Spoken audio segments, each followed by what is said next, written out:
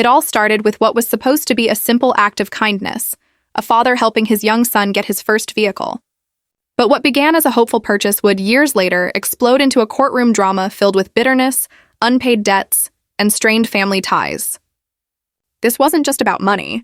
It was about responsibility, pride, and the painful truth that sometimes growing up means facing the consequences of your own choices. David Dixon, a hardworking father, had always wanted the best for his boy, Michael. When Michael turned 19, he had big dreams. One of them was to own a truck. He couldn't get credit on his own because he was too young and had no financial history. So David, being the supportive father he was, decided to co-sign for his son. It seemed like a simple fatherly thing to do, helping his kid get started in life.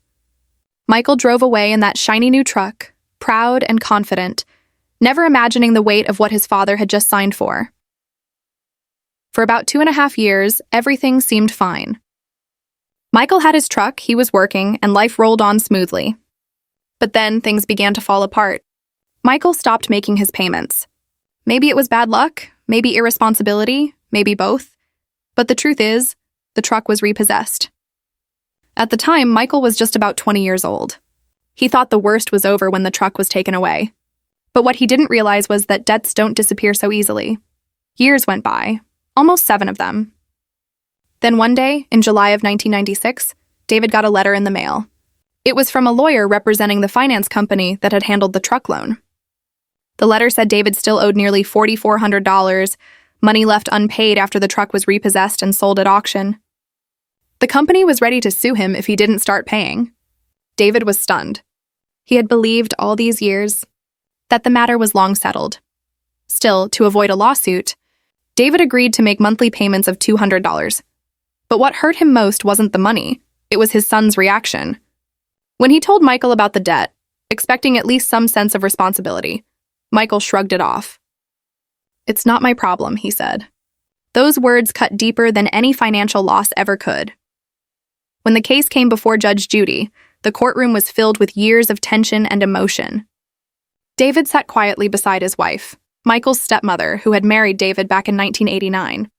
Michael stood on the other side, defensive but clearly uneasy.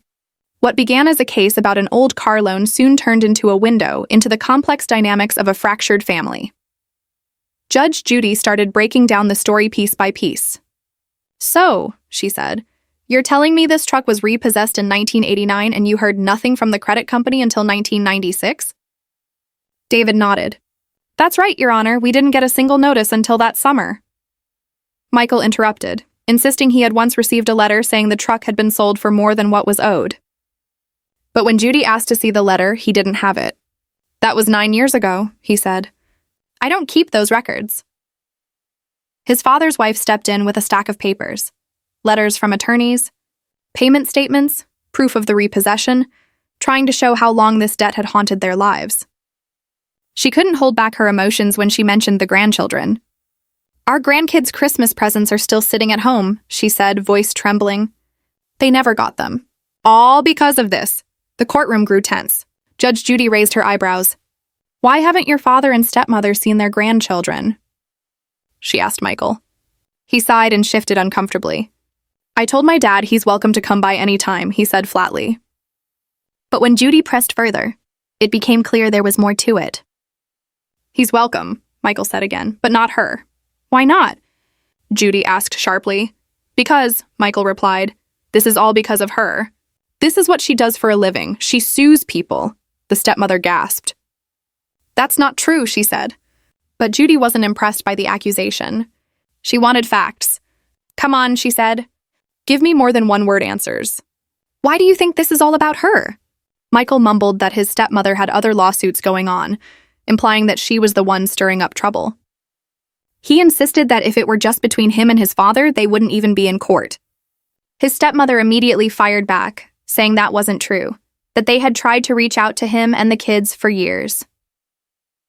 Amid the emotional chaos, Judge Judy calmly looked through the legal papers. What she found was simple, a confession of judgment. It was a legal document in which David had agreed to pay the balance of $4,400 to the finance company just to avoid being sued. "Have you seen this before?" she asked Michael. He looked confused. "No, judgment?" For what? For what? Judy repeated, slightly incredulous. For the truck you stopped paying for. Your father had to step in so they wouldn't take him to court. He's been paying ever since, Michael tried to argue. He claimed he had documents somewhere saying the debt was cleared, that it was a paid repossession. But again, he didn't have them. Judge Judy leaned forward. You don't have the paperwork, she said firmly. And even if you did, your father is the innocent party here. You bought the truck. You used it. You stopped paying for it. They repossessed it. And your father, being a good man, co-signed to help you. Why should he have to deal with this mess? Michael's only answer was, maybe they made a mistake. Who made a mistake? Judy snapped. The finance company? Without any paperwork, that's just talk. The judge's patience was wearing thin. You keep saying we, she said. Not we. You. It's your problem, not your father's. Michael tried to defend himself, saying he wasn't being sued directly by the finance company, so it wasn't his issue. But Judy wasn't having it. Michael, she said, her voice sharp and commanding, you're a grown man. Your father did you a favor, he guaranteed your payment. You defaulted, he paid. End of story. You have to grow up and take responsibility. Then she looked him dead in the eye. How many kids do you have? 3, Michael answered quietly. You take care of them? Oh yeah, he said proudly. Good, Judy replied. Then understand something. Your father tried to do the same for you. He helped you when you needed it. Don't punish him for being decent. The courtroom fell silent. For a moment, Michael's bravado faded, replaced by the look of a man realizing how far he had drifted from gratitude. Judge Judy turned to David. So far, you've paid $1,600? David nodded. Yes, Your Honor. Well, she said, here's what I'm going to do. I'm giving you an interim judgment for that amount. Michael, if you can prove that the finance company made a mistake and that this debt was already paid off, you'll have the chance to fix it. But if you can't, your father can come back here and demand the rest from you. Michael's face tightened. Yeah, he said softly. I understand. Good, Judy said, slamming her gavel. Judgment for the plaintiff, $2,600.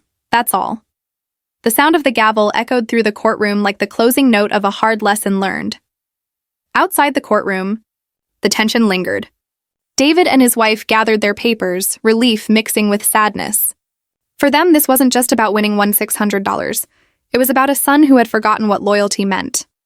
For Michael, it was a wake-up call, a harsh reminder that debts, whether financial or emotional, always come due. Judge Judy's words hung in the air long after the case ended. There comes a time when you have to grow up and take responsibility for what you do. And in that small courtroom, beneath the fluorescent lights and wooden benches, a father's lesson echoed louder than any judgment could ever deliver, that integrity and accountability are worth more than any truck, any payment, or any pride.